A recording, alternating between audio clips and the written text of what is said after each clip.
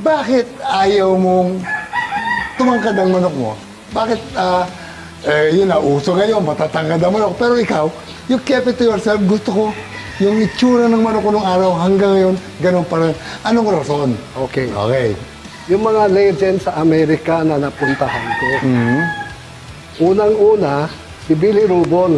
Siya pa nga nagturo sa akin. Sabi niya, Joseph, make sure when you select a cock, this portion should either be longer than this portion or the same length because they will have power. Sabi niya, if you don't have power, what I mean of power is when you see them hit. When you see them hit the body of the opponent, you will not hear prak, prak, prak, prak, prak, prak, ganun. Wala daw yung ganun. Walang sound. Yun din ang tinuro ng tatay mo sa akin, si Mang Ino. Sabi niya, Joseph, paano magkaroon ng tunog kung tumama sa katawan ng kalaban? Sabi niya, pag narinig mo, yung parang masinggan, pakpak yun, sabi ng tatay mo.